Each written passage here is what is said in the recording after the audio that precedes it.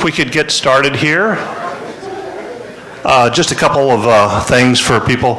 We're going to try to make sure we get through the presentations today. We've been running a little bit long at our community coffees over the last few meetings, so we're going to do all the presentations and ask for questions to be held till the end of all presentations. We've got a little change in the order today because Toby has to go to another meeting, so he will be first of the staff reports for everybody. So with that, get started. Just a couple of upcoming dates. The Wellness Bus will be here September 15th at 8 a.m. till noon. Meet the Candidates is October 7th at the Community Coffee meeting, so it will be at this time on October 7th. Flu shots, October 8th, 1 to 4 p.m. You can call for an appointment at that number. We'll also have that posted on the website and certainly be sending out reminder emails to everybody as well. Special meeting by the Marketing Task Force will be October 14th at 9 a.m. and we'll be looking at a flag design winner to be presented to the Board of Directors for adoption. So we'll be having that meeting, and Michael Tucker is heading up that group for everybody's information. So with that, we will have questions and answers at the end. As I said, Toby won't be available, but I'll be happy to stay around and answer any questions that Toby may miss, and if we can't get something, I'll get him to respond to everybody. Okay, with that, I'd like to turn it over to Michael Tucker.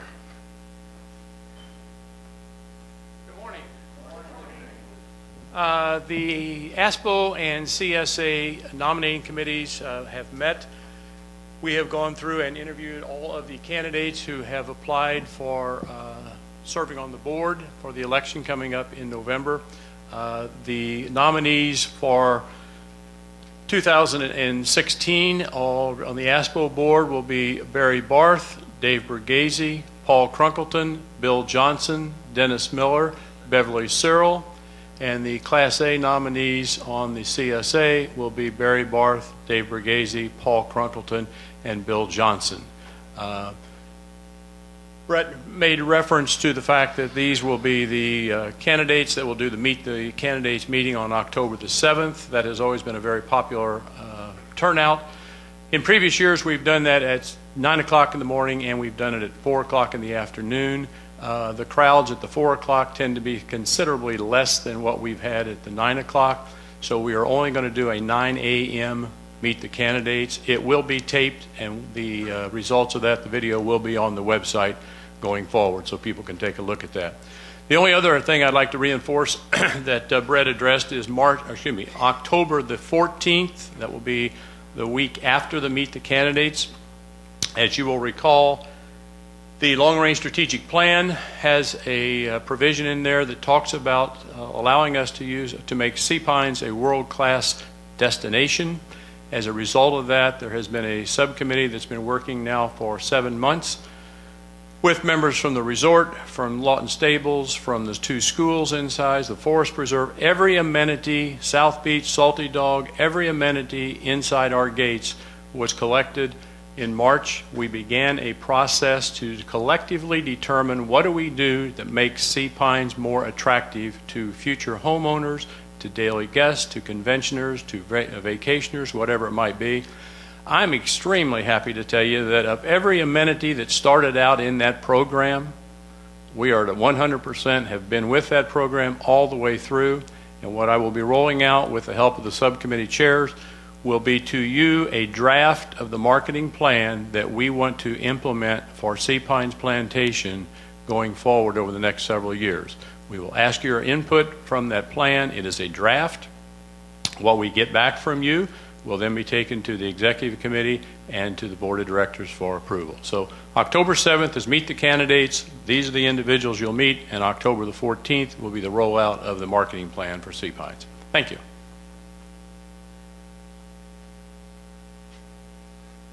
Thanks, Michael. Toby, like to come up? Good morning. Just a couple of quick updates because we have a full agenda today. I know that all of you here over the last month have saw the new signs that we erected outside the Greenwood Gate. I'm not happy to report, but the signs have not worked. Actually, the problem has more than doubled. So what we're going to do, the signs are going to come down. Our old signs that we had up before will be put back in place, and it's going to give us some time here over the next 3 months to study what we need to do with signage at the front gate. I kind of thought we were really going to make a difference. I know that they're very bold and bright, but we're still not accomplishing what we're trying to accomplish here. And we say problem, I'd like to mention that we were averaging anywhere from 16 to 20 people in the wrong lane, and now we more than tripled that since the new signs had went up. But when you look at the amount of passes and the number of cars that go through our Greenwood Gate, this is a very small number when you do the comparison overall. So you'll see that take place. I just wanted to alert the community of what's going to take place. And over the next 3 months, we're going to come up with a new game plan moving forward to see if we can get people in the proper lanes. Tower Beach is open. Unfortunately, the gate arms are broke. I think that's left over from the lightning. We have had problems with them since we've had the lightning strike at Tower Beach. The server that ran everything out there, everything kind of got fried. So Tower Beach gate arms are not functioning as they're supposed to function. The entry is down. It goes down at 9 o'clock at night. It comes up at 6:30 in the morning automatically. Our exit is constantly staying open. So we've got some work. Technicians are out there today working on that. In the plantation, it's been relatively quiet, nothing any major. We've not had any burglaries over the last month. We've had some attempted stuff, which we thought people were trying to get into a location. Nothing was stolen. We still ask, please lock your doors, please be vigilant. If you see something in your community or in your area that you live in that does not look right, it's a phone call to us. If it turns out to be the landscaper that's supposed to be there, then that's fine. Let us run the call. Let us determine if they're supposed to be there or not. So please keep an eye out for that. One thing, and I've mentioned this before, that I ask, and I'm probably not preaching to the right people, activated alarms. This year we have responded, since January the 1st, we have responded to over 800 activated alarms that turned out to be nothing. We have alarms that are malfunctioning. We had an experience last week where someone decided to pull the burglar alarm to see how long it would take security to get there. One, that's against the law, and you can't do that.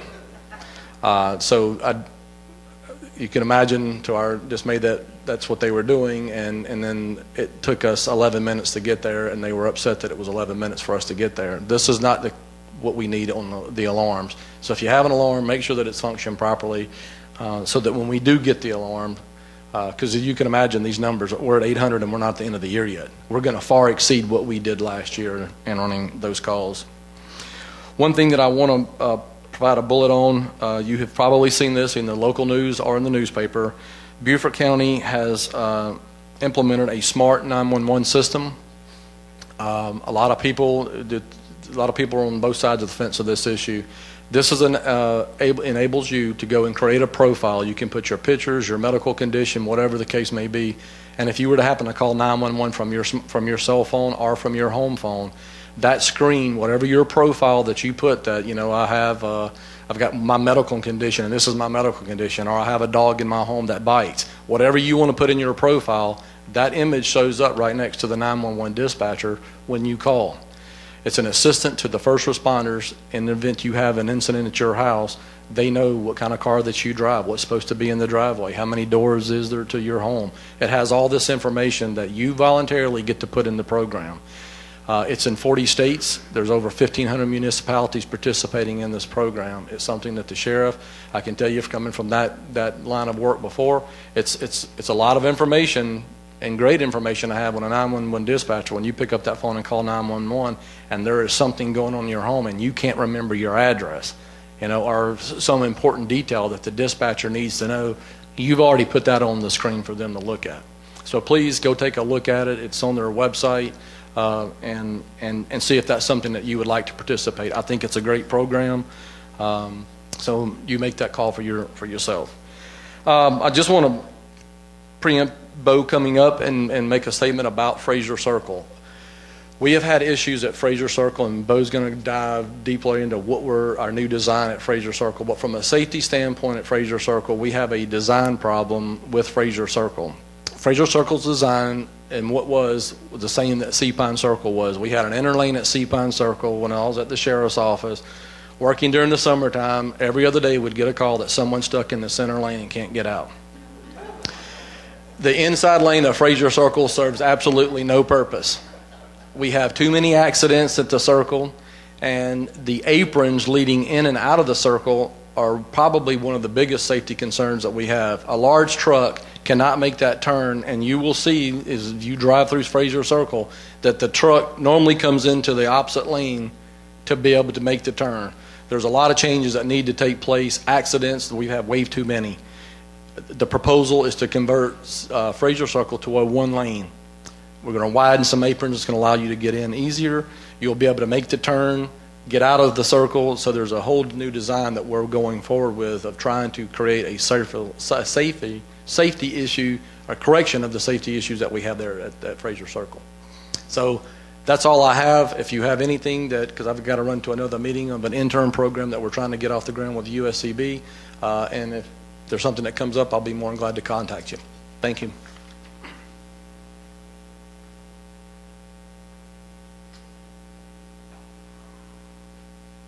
Good morning, everyone. It's nice to have a couple days of nice weather and no rain. It's definitely been pretty wet over the last couple weeks. I wanted to provide a couple maintenance updates. The first, I talked about this a little bit at the last community coffee. We're doing catch basin work and making a more uniform catch basins and more functionality at Beach Lagoon. So I took some pictures this week. You can see on the top slide, obviously dealing with all the wet weather we've had and the abundance of rain. Thankfully, Hurricane Erica missed us, but you can see the damage that that it created, even with our contractors putting up a silt screen fence to help prevent that. We've since had our contractor go back in and repair that, so this is a couple days old. So it doesn't look like that today.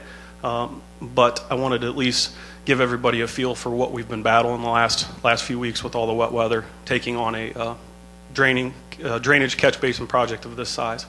So completion is scheduled to happen today, 9/2/15, and CSA Maintenance Department is going in today to hydroseed with a coastal mix to help prevent this erosion. And once the bank is stabilized with this coastal mix, which is a Bahia and a Bermuda mix, which is a very aggressive species of turf grass, we are going to come in and look at angle cutting these pipes so they'll be almost non-existent. You won't be able to see the pipe inlets into the lagoon. Along with that, the road paving is scheduled in a couple weeks, and I have a timeline on the last slide to kind of reiterate that and show that. Next slide, please. So as Toby kind of preempted everyone, Fraser Circle is obviously on our radar as far as being a major safety concern. So what you're looking at up here on the screen is the first pass at our architectural prints that we're getting from the engineering firm. And what I've done in paint is kind of color to depict and represent better what it is actually that we're trying to accomplish. So you can see that the green triangles are going to be landscape medians, but they're serving two purposes, not only from a beauty perspective, but also, as Toby had mentioned, we are trying to negate the big trucks from pulling out into oncoming traffic. So that will not only be a visually appealing way to do so, but it'll also prevent that from happening. Now we will have to extend the angle of the curb out a little bit and add more asphalt in there, and you can see that as we've represented it on the diagram. The yellow circle that goes around is going to be some type of decorative material, and we're still in the process of getting bids from our contractors. We're looking at a few different options: crushed cell concrete, pavers, and stamped asphalt. We're actively getting those proposals right now. Also, you can see circled in red, it's kind of faint, but it's hard to see. There's a series of new drainage inlets that are going to be installed.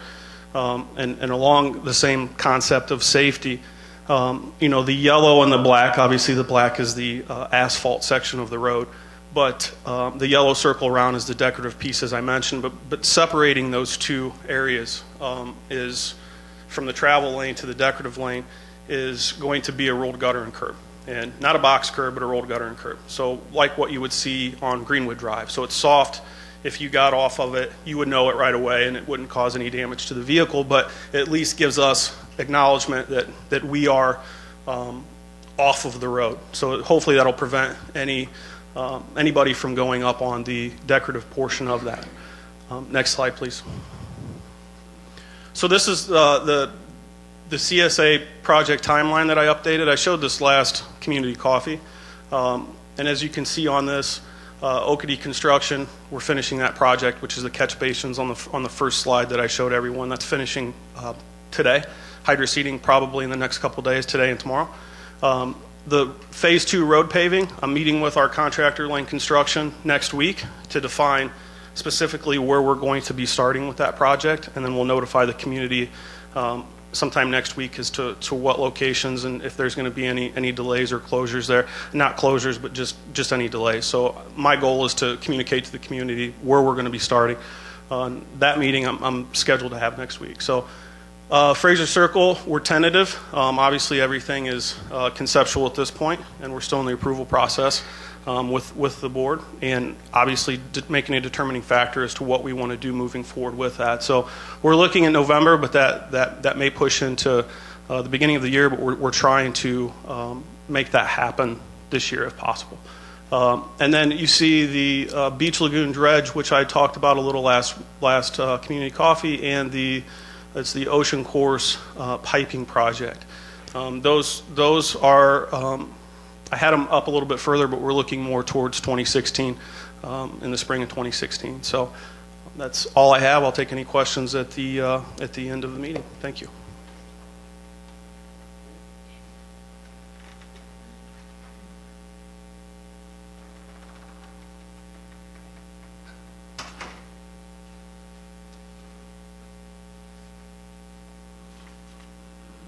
Good morning. Well, I appreciate all of you taking the time to be here this morning. It's my privilege to have the opportunity to talk about something that is very near and dear to my heart, the Sea Pines Forest Preserve. If you're unfamiliar with the Forest Preserve, I hope that by the end of my presentation that you'll have an understanding of how well our natural treasure describes the preserve and can begin to share our view on what a benefit it is and can be, not only for you, but your family and this community. The story of the Forest Preserve is best told with pictures. This particular picture will be the cover of our 2016 calendar, which will be available in the next 2 to 3 weeks. And I would, at this time, like to take the opportunity to recognize Forest Preserve Advisory Board member Jim Smith, who for years has generously donated his work not only for the Forest Preserve, but for the newsletter, and his work even adorns the halls at the CSA office. So, Jim, where are you? Put your hand up. Thank you, Jim Smith. Really appreciate everything.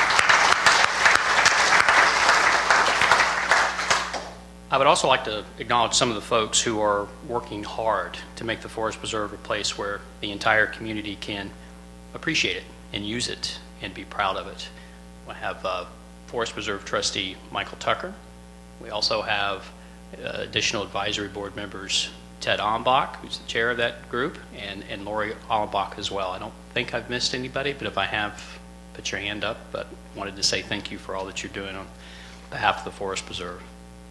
I'm going to start with a description of the Forest Preserve, and then I'll briefly cover some history, talk about our current conditions, and we'll finish with where we would like to go.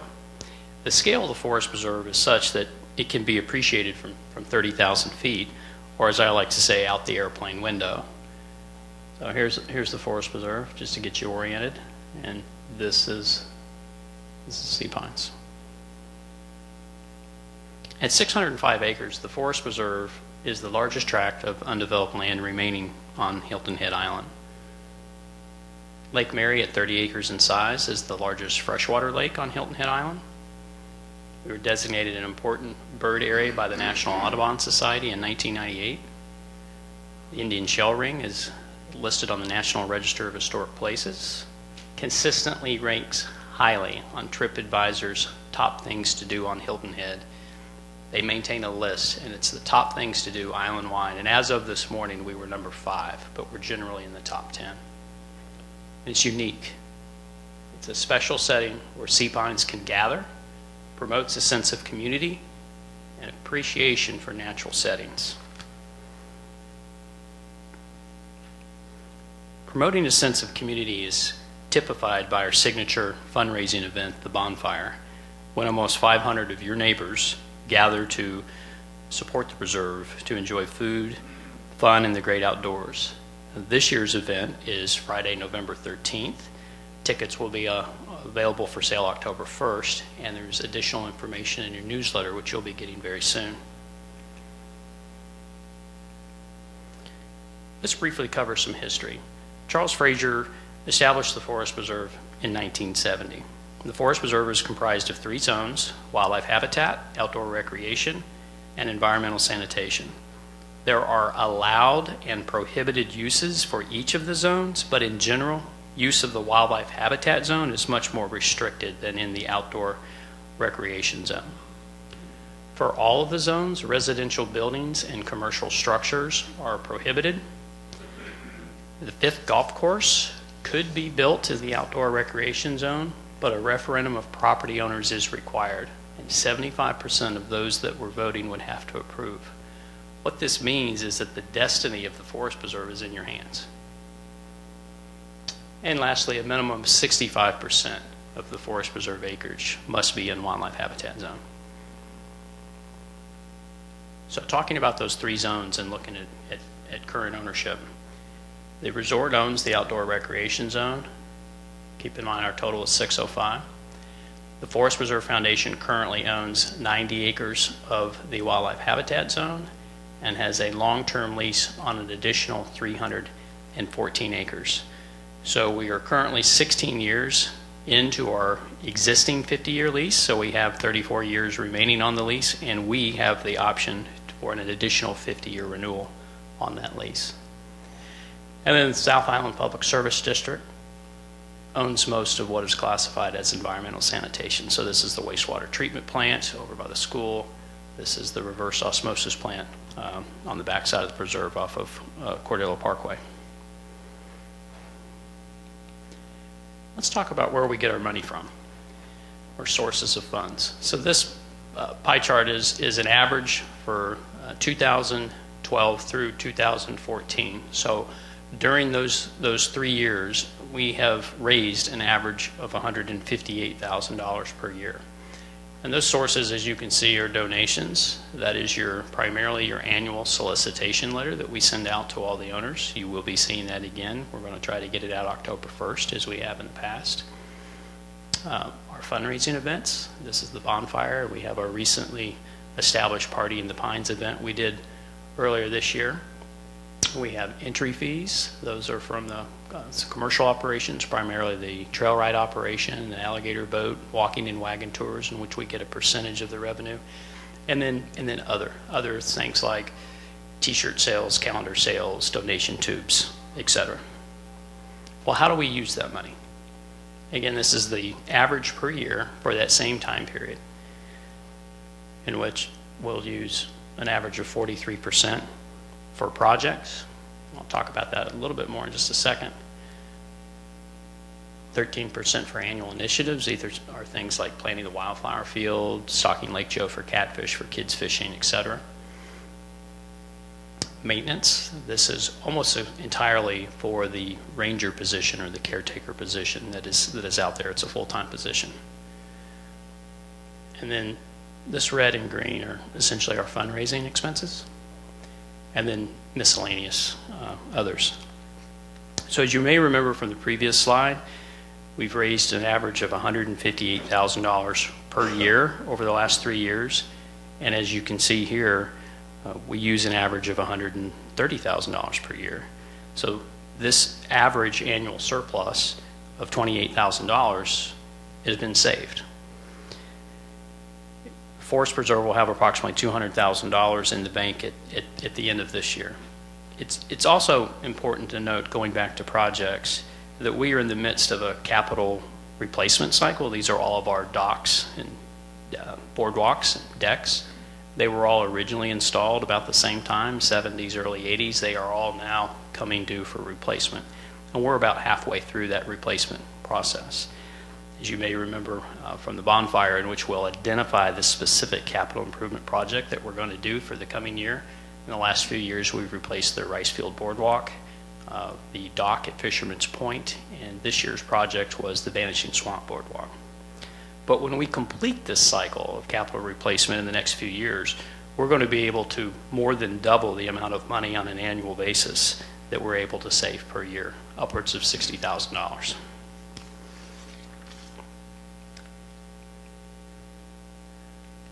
All right, let's talk about what we can say about the number of visitors, and these are known or conservative estimates that we can expect in the Forest Preserve over the course of a year. Lawton Stables, it'll take about 12,000 people on a trail ride through the Forest Preserve each year. The Alligator and Wildlife Boat will take about 8,000 people per year through the Forest Preserve. We have fishing and wagon tours, about 2,000. We have about 2,000 groups and events. So these would include people that actually reserve Fish Island that we know about, or the fundraising events, the Party in the Pines, the bonfire. And then this chunk here are our daily visitors, just casual visitors that are out for a picnic, a walk, to do a little fishing. While the Forest Preserve is a type specimen of an ecologically sensitive community, it's significant in size, it's recognized, it's well visited, it's unique, and it's financially self-sustaining. But our current conditions are not in keeping with sea pine standards. The entrance is unattractive and difficult to find, and as you pass the wastewater treatment plant, which is just to the right of that picture, depending on which way the wind's blowing that day, does not create an ideal entrance experience. The roads in the Forest Preserve are bumpy, muddy after it rains, and dry and dusty when it doesn't. Fish Island, while this is a pretty picture from Jim Smith, can best be described as shabby chic. It's a very minimalist facility. We have a water fountain, we have a lean-to shed, we have a couple finger piers, and we have portable toilets, which, if you've been out there with children, as I often am, is interesting to say the least. So what were we going to do about this? Well, a working group of Forest Preserve stakeholders was formed last summer to see what could be done. The group started with all options on the table and worked with planning professionals to develop concepts that maintained the rustic feel of the Forest Preserve and also while maintaining ecosystem integrity. 3 areas for improvement were identified. One was to relocate the main driving entrance from its existing location to the existing service road, which is on Greenwood Drive across from Lawton Stables. The second was to use gravel to improve both the road, the existing road, but also to add a parallel leisure path that would go from the entrance to Fish Island. And then the third was Fish Island itself, which I'll talk to you about a little bit more. This picture and additional information on the proposed improvements is also in your newsletter that you'll be getting soon, but I'll quickly go through the Fish Island component here. And again, as we went through this, an emphasis was placed on replacing existing. So using Fish Island as that example, we have 2 finger piers out there now. This one would be refurbished, this one would be extended and would be covered at the end, but those are existing now. Our fire ring would be turned into a fire pit terrace, approximate location. The main pavilion would be slightly larger, but would be in exactly the same spot as the existing. Our porta potties and plastic storage shed is in this area over here, so this is proposed as storage for recreation activities and other storage needs. This would be modern flush toilets, restroom.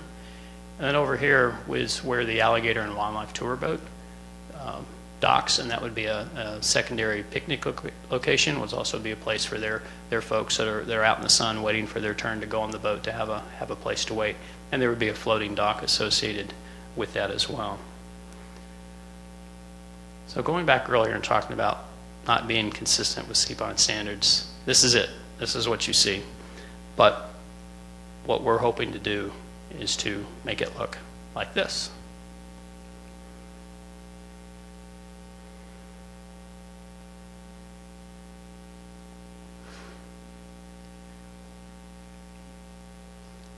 I'd like to end with this slide because I think it expresses well the opportunities that the Forest Preserve presents to improve the quality of the sea pines lifestyle. It's a place where children and your grandchildren can grow up, quality experiences can be had, and memories can be made. These are my children, and they've grown up in the Forest Preserve, and my daughter Emily is 9 years old now. So they really enjoy their time in the Forest Preserve, and I hope that you and your family will have the ability to do so too. So in ending, we are ready to move forward and hope that you'll consider supporting us when the opportunity arises. So thank you.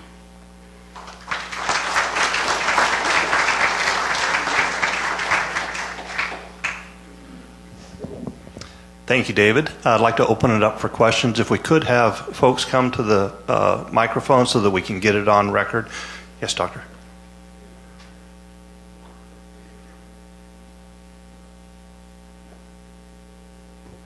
David, you stated that commercial and residential development in the forest preserve is specifically prohibited.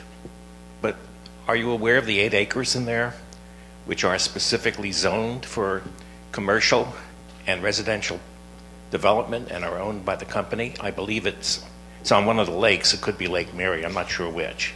You are correct. There is an 80-acre tract. It's on the back side of the Forest Preserve. It's in the area of where our wildlife orchard is, but it's on the back side of Lake Mary, and it does have an access to Cordillo Parkway. And for example, if there ever were to be a golf course that was built out there, again, 75% of those voting would have to approve it. That's where the clubhouse would go. But it is an inholding. It's an 8-acre inholding, so it is not part of the overall Forest Preserve acreage.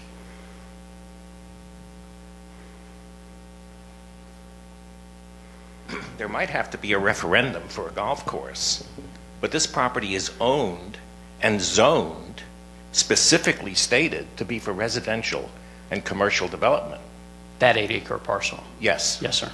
And it's on the lake, and it's rather more central. It's kind of like the hole in the donut, isn't it? It doesn't have any frontage on the lake, but it is close to the lake.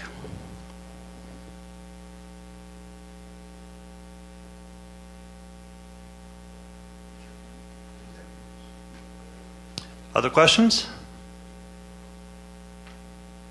That was quick. Oh, yes, ma'am. Here, I'll bring it to you. David, you said the Forest Preserve Foundation owns, do we actually have a deed to that? We do, for 90 acres of the wildlife habitat zone. Recorded? Mm-hmm. It absolutely is. Thank you. Mm-hmm.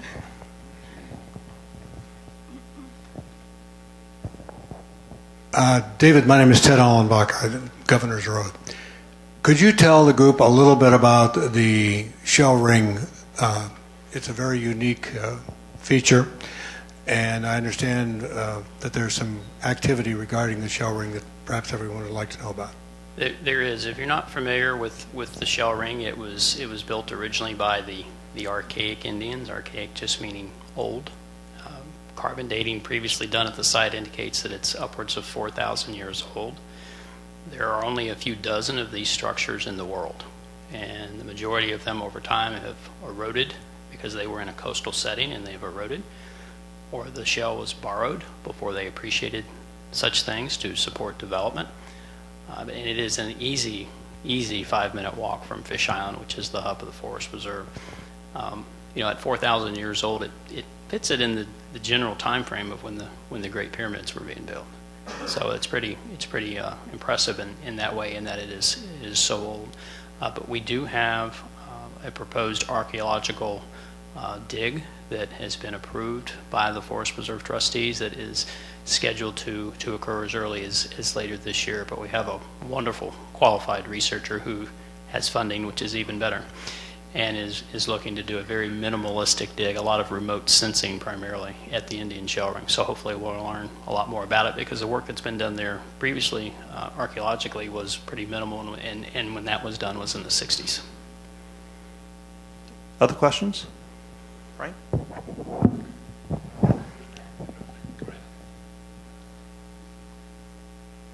This is just a quick question for Brett, since Toby has left. The signage at the entrance. Yes. I hate the spike, but is it possible we haven't given them quite enough time? I personally really like them after you took issued passes off the bottom. I think they're big, they caught my eye. Might it be the spike just from the tourists in the summer, and if we gave it another 3 months? Just a thought. Well, I do Before we think, rip them all out? I want to make sure everybody understands what we're trying to accomplish. We're not taking them down and then walking away. No. We're trying to think about what went wrong and what we can do to enhance that entrance experience and get people in the right lane. So some other ideas are going to come forward from that. But yes, that still is a consideration. There was a variety of feedback on the look of the signs, as you might imagine, and we're also working to try to make it a little bit more welcoming. There was various opinions on those, and we're going to work with both the commercial as well as residential folks and the safety committee and the gate entry committee to try to get to something that's a better solution.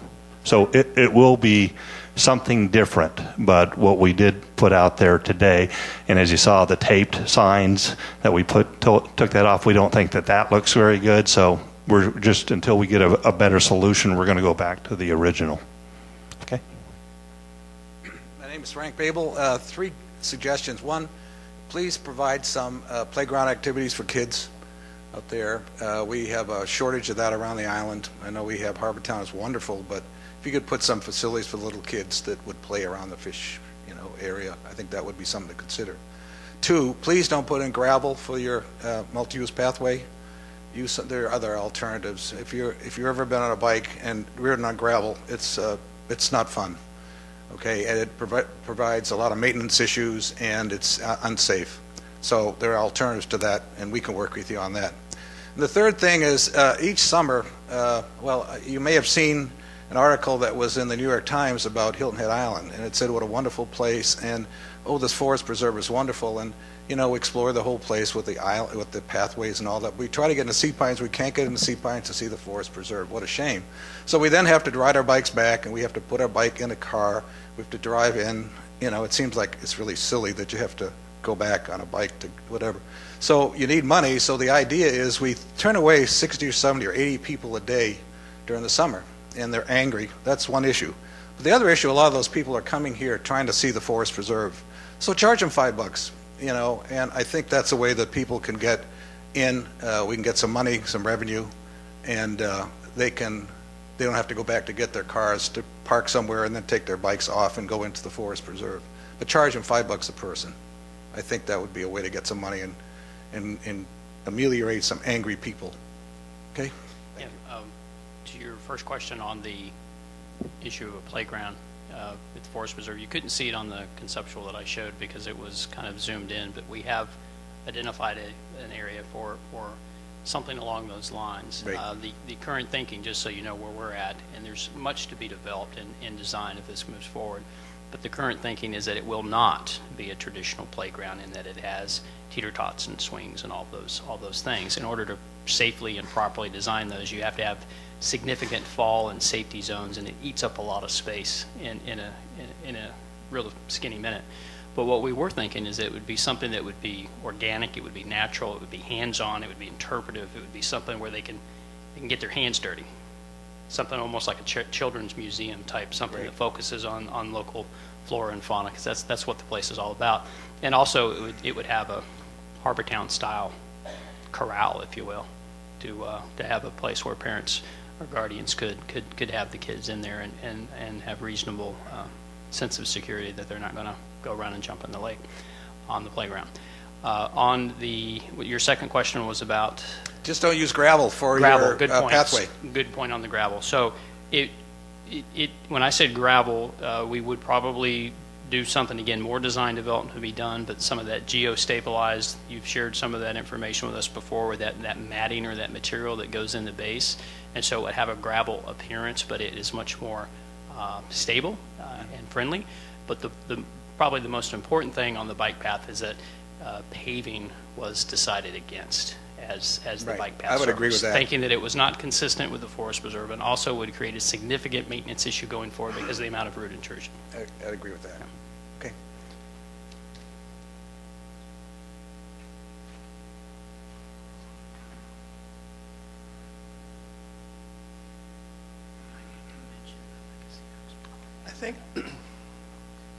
I think before we start bringing more bikes on here, we got to do something about making them follow rules.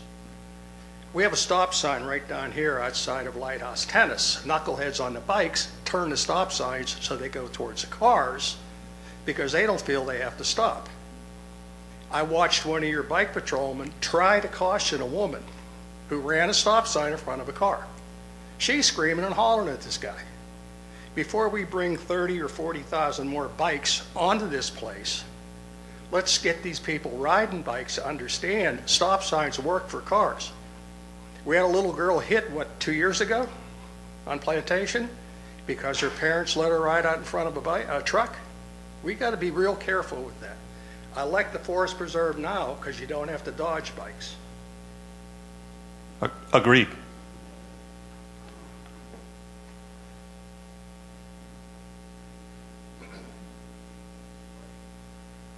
As long as the paving issue has arisen, I have a question. And why is there a necessity for some sort of paving on the inner circumference of Fraser Circle? Now, we have this all over Hilton Head, and I have to tell you, I have never, ever seen either a pedestrian or a bike rider on the inner circumference of any of the circles. Why are we doing this? It's actually a engineering standard for those, and it's for large vehicles, so that if there is a reason to get into that, it's available to go into for a larger vehicle. If there's a breakdown or there's a traffic stop or an accident, you can get off of the main drive and get onto that circle. So it's a safety factor. Okay, I really had a question for Michael Tucker, and it had to do with the forum for the candidates for positions on ASPO and CSA. What is the format of that forum going to be? Is it having canned speeches, or is there going to be an element of interested members of the community being able to ask questions of the people who are running for office? I mean, is it just show and tell, or is it going to be really an interchange? It is formatted right now to be as it has in the years past. There are several questions that each candidate will be prepared to address, and then will be available for question and answers afterwards if there are specific questions to be addressed. Yes, ma'am. Sure. I can bring it to you.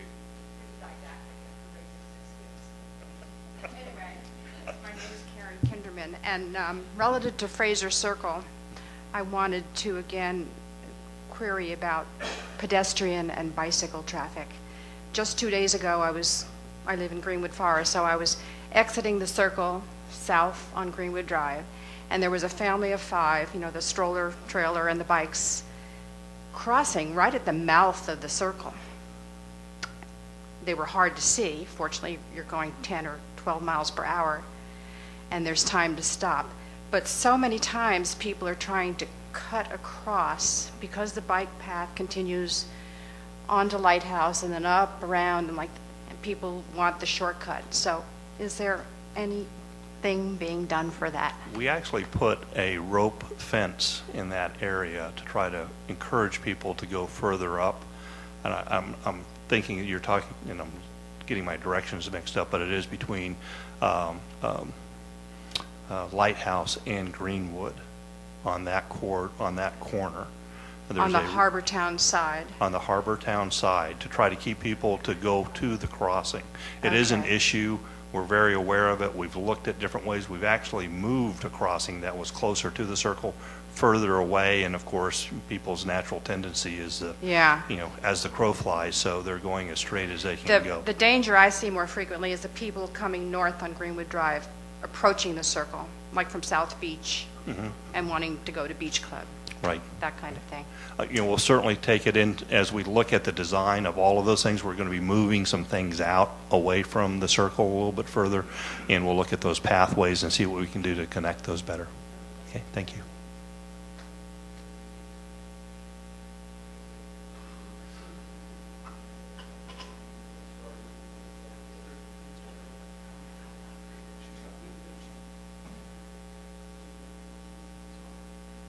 We're a gold-level bike-friendly community, one of only 2 in the East Coast, the only one in the Southeast.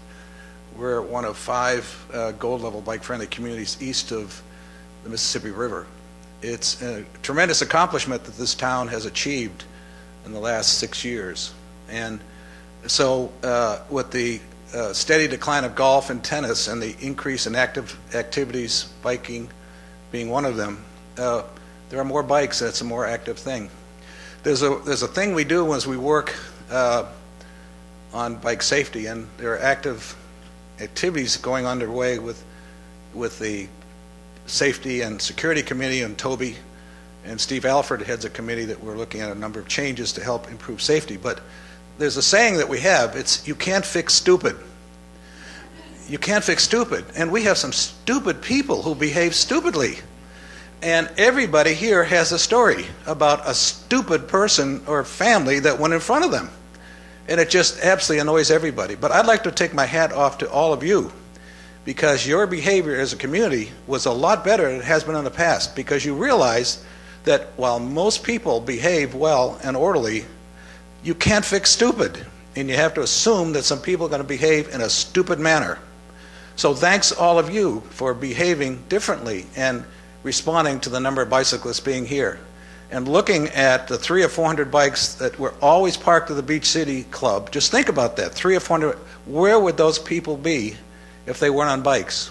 Look at Harbortown, the hundreds of people who are on bikes there, and look at the attraction of bikes to our community and how it provides a transportation alternative so we get cars out of here. We're doing a great job, so thank you very much for being tolerant and understanding you can't fix stupid. Thank you.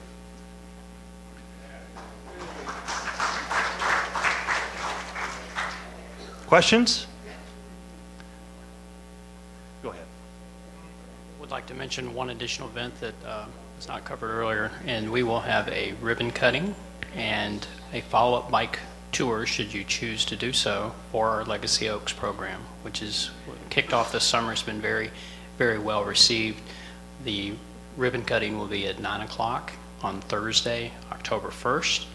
It'll be in Harbortown, so we'll have a short ribbon cutting ceremony, and there will be a bike tour should you choose to do so after. And there's also information on that in your newsletter, but wanted to make you aware of it. Thanks, David. And with that, I'll conclude. Thank you very much. We'll see you next month, if not earlier.